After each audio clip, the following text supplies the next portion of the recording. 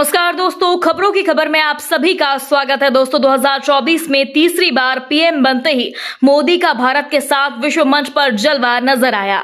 जी हां दोस्तों, इटली के अपूलिया में आयोजित ग्रुप ऑफ 7 यानी G7 शिखर सम्मेलन में भारत के पीएम नरेंद्र मोदी के साथ भारत का दबदबा साफ नजर आया। प्रधानमंत्री नरेंद्र मोदी ने G7 का सदस्य न होते हुए भी G7 शिखर सम्मेलन में अमेरिकी राष्ट्रपति जो बाइडेन, जापानी प्रधानमंत्री फूमियो किशिदा और कनाडा के प्रधानमंत्री जस्टिन ट्रूडो सहित कई विश्व नेताओं से मुलाकात की और भारत की उभरती इकोनॉमी, विदेश नीति, व्यापारिक उलझनों को दूर करने और भारत को उचित प्रतिनिधित्व देने की बेबाक मांग की। और बताया गया है कि इस दौरान कई मुद्दों पर बातचीत भी हुई और कई देश महत्वपूर्ण मुद्दों से निपटने के लिए भारत के साथ मिलकर काम करने की प्रतिबद्धता जताते हुए भी नजर आए।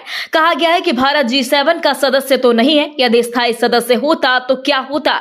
इसी के साथ ही यूरोप की ओर से ठोस बुनियादी ढांचे के प्रस्तावों को आगे बढ़ावा देने के लिए प्रतिबद्धता जताई गई। दोस्तों, भारत और कनाडा के बीच पिछले कुछ समय से रिश्तों में तनाव चल रहा है, जिसमें कम समय के लिए पीएम मोदी की कनाडा के प्रधानमंत्री जस्टिन ट्रूडो से मुलाकात बेहद खास रही। मोदी ने आरोप के साथ सबूत देने के लिए कहा और इसी के साथ याद भी दिलाया, शक से रिश्ते खराब होते हैं, बनते नहीं, जिस पर कई देशों की नजर इस मुलाकात पर टिकी हुई थी।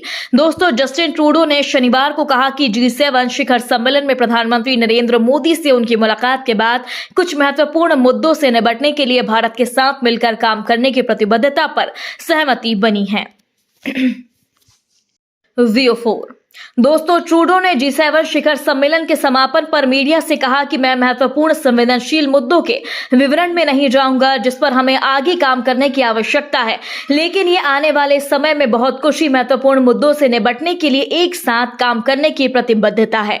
भारत का कहना रहा है कि दोनों ही देशों के बीच मुख्य मुद्दा यह है कि कनाडा अपने भूभाग से संचालित हो रहे खलिस्तीनी समर्थक तत्वों को जगह दे रहा है। भारत ने कनाडा को बार बार अपनी गहरी चिंताओं से अवगत करवाया और नई दिल्ली को उम्मीद दिलाई है कि ओटावा उन तत्वों के खिलाफ कड़ी कार्रवाई करेगा। दोस्तों, आपको बता दें, प्रधानमंत्री नरेंद्र मोदी और चर्चित पीएम जॉर्जिया मेलोनी ने द्विपक्षीय रणनीतिक साझेदारी की प्रगति की समीक्षा की और भारत, पश्चिम एशिया, यूरोप आर्थिक गलियारे सहित वैश्विक मंचों पर बहुपक्षीय प्रस्तावों में सहयोग को मजबूत करने पर सहमति व्यक्त की।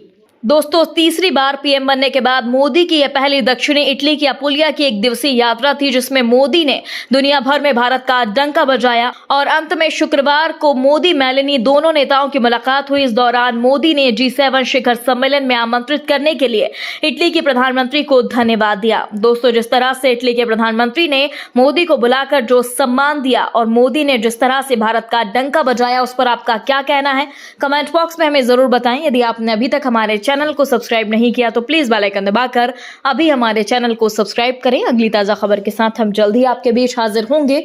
तब तक के लिए नमस्कार, जय हिंद।